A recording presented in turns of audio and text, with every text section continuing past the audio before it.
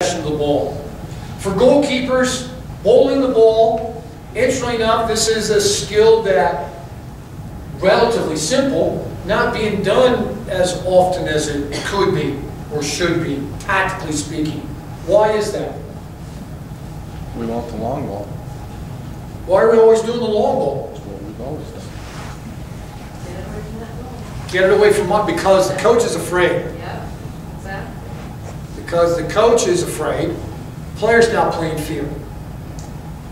Because if I don't allow some tactics, that there might be a turnover. So if I'm bowling a ball out, it's in my defensive third. And so many coaches are afraid of giving up a goal there because they lack confidence in their players and they lack confidence in their own coaching skills, that they just tell the kids, boot it downfield. Because if you had confidence in your coaching ability, you would be able to teach your players how to receive a bowling ball, a bowled ball from the goalkeeper. You would teach your goalkeeper how to bowl the ball correctly. You would teach the rest of the players how we're going to build up off of that situation and build out of the back and not just dump the ball downfield every time. So it's a lot of lack of skill of coaching and lack of self-confidence on the part of the coach, and then that's imparted onto the players who then play with fear, at least in that part of the field. Okay? The forward dive, angle play for goalkeepers, near post play, some of the techniques as well as tactics of saving penalty kicks, since that's now part of the laws of the game, that's now part of the game. Introducing parrying, deflecting, same thing, different, okay? I'm old enough that I call it parrying, some people call it deflecting. Start off with around the post, then over the crossbar sort of a thing, and then boxing or punching the ball, and how to do that correctly, double-fisted, single-fisted, all of the skills involved with that. But also the tactical decision-making that goes with those. When do I choose to box the ball instead of to catch the ball? What's the situation, that I would be making that decision as a goalkeeper? So beginning to try to get those ideas across. That seems to be one of the biggest deals with the bowling idea, because the other team picks up on it. It's not just coach's fear. The other team will pick up on it really quick if you do the bowling. And it seems like when kids are in a keeper situation, they have a hard time making those decisions. When to bowl it, when to clear it, when to overhand. So that might be part of it too, not teaching the bowling, because there's a limited time to make that decision. There's a lot of pressure once it's in that keeper's hands. Yes, and I agree. So I mean, I guess to follow up with a question, how do we teach the decision for that goalkeeper? You kind of started alluding to it. I think a lot of it comes from doing more game-like training in my training environment, so that we can replicate those situations. Begin to teach the kids there as to, well, what are the things that you're looking for to decide when to bowl it, or when to throw it a longer distance, or when to give it a drop kick or a punt or something like that. And so, all right, the other team has drawn back. Right? They're giving us the back. They're giving us the back third. Right? They're playing low pressure. Let's build the ball out. Right? Let's roll it out and build it up. When they all step up, what's created behind them now? Space. Boom, drop it into that space. And now I'm teaching that in training sessions by replicating those game-like situations, and the rest of the kids understand it. They can begin to understand, oh, this is a situation where Joey's going to punt, okay? And I can begin to anticipate my run into that space beyond the defense, maybe. Or, hey, I see that the other team's all drawn back. Okay, he's going to play it out short to our left fullback, and we're going to get it from there, type of thing. Knowing all the while, as the under-12 coach, that they're going to make mistakes on that come game day, and occasionally we're going to give up a goal. And this is where the club and the team has to have the fortitude to live through that. That we're going to perhaps lose a match or two while we're learning to how to apply those tactics. The same thing could occur as we're learning how to do a wall pass, as we're learning how to time our overlaps, when to do an overlap or when to stay. Sort of any one of those could, we turn over the ball, have people out of position, counterattack occurs. That's part of learning the sport, learning how to play at a level that takes us past that kick and run. Right? And that's part of the challenge. And part of the challenge is helping the parents to understand that we're going through this learning phase, and we will make mistakes. And sometimes it'll mean we won't get a goal on the other end, and sometimes it'll mean we'll give up a goal on our end. And it's part of the learning process. But we're going to work on each one of those, knowing that where are we trying to get to? We're trying to get to more sophisticated soccer, technical and tactical soccer, when they're under 14, under 16, under 19. is where we're going. So, getting into those situations, not only the technique part, but the tactical parts of recognizing and using all of those. All right?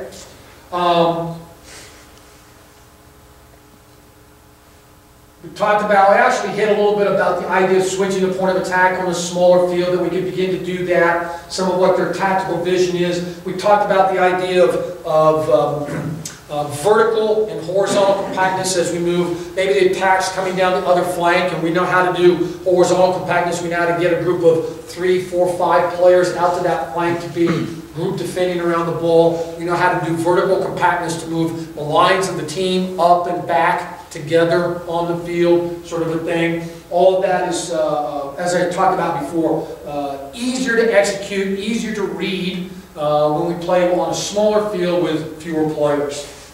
They're capable of it now mentally. So here's just the picture, if you will, of a 3-3-1. And I touched about this already, that it makes it easier for the kids to play on both sides of the ball, for them to begin to execute the principles of play.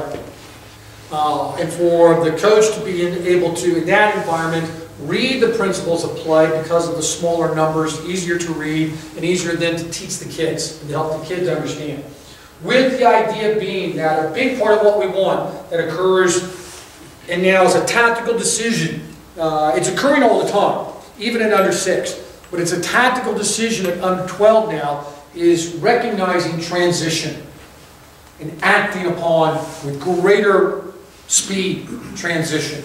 Greater mental speed, and then from there, greater physical speed. That we just lost possession of the ball, we're now defending, where do I need to go? We now just won the ball, we're now attacking, where do I need to go? And making those decisions faster, that transition between offense and defense and offense. Talked about how these formations will allow the players to execute the principles of play. Defending within those systems, the vision, the communication, because we're closer together, makes the vision easier, but the communication actually has to be a little bit more, the verbal communication has to be a little bit more clear between the players, because things are going to happen faster, because it's just tighter space.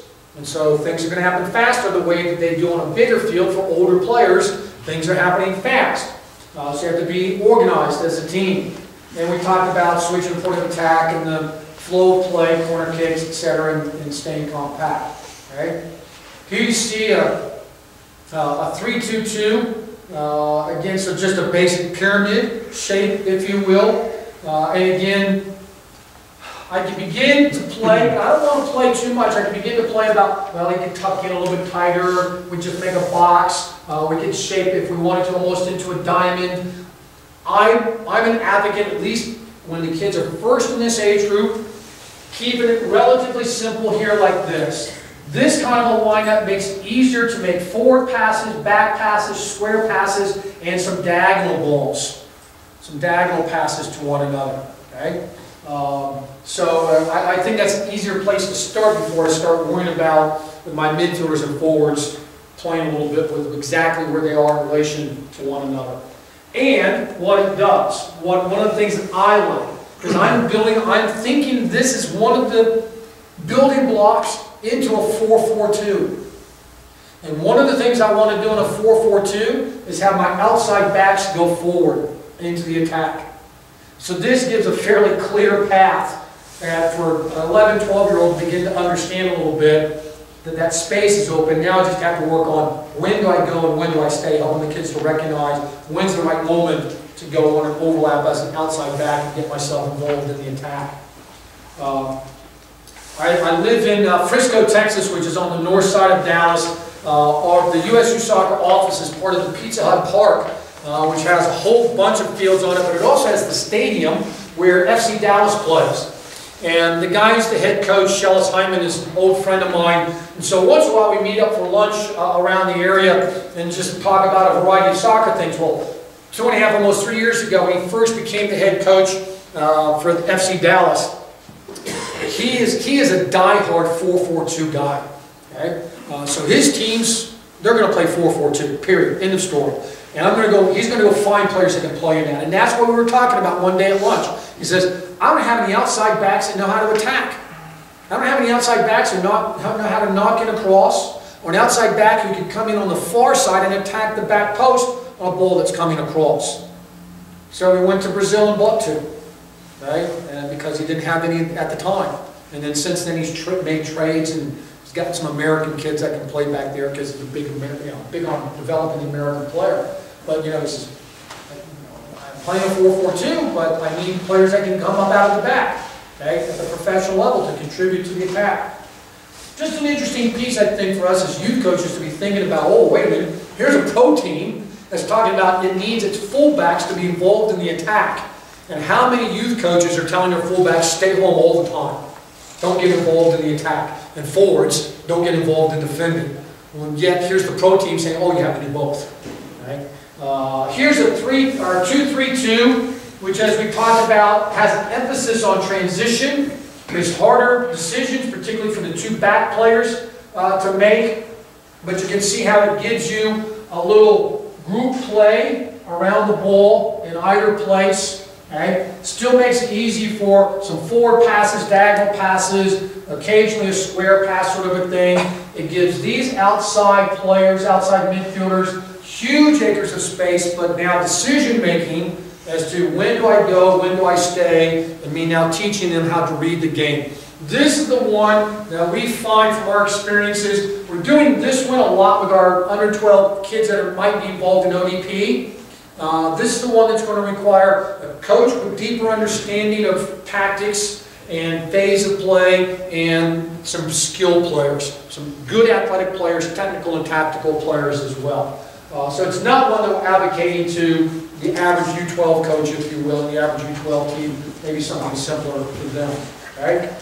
So we talked about that, and you can see how it makes those combinations a simple triangle, simple enough to occur. There's another set, so you can see how it automatically sets up those triangles around the ball. Again, being a basic building block to all of our tactics is triangle play. So in this, some of the building blocks, combination passing, 2v1 defending, etc., a lot of emphasis on this off-the-ball part now of second attacker, second defender, and reading that part. For, again, a little bit of the goalkeeper tactical things, commanding the goal mouth for the goalkeeper. As they get into under 14 goalkeepers, we want them to command the goal area. As they get to under 15, under 16, we want them to command out to the penalty spot. As they get to under 16, under 17, under 18, we want them to command the entire penalty area. As they get under 19 and older, command outside the penalty area as well as the penalty area. So we're progressing them as to how they stay connected and command the play.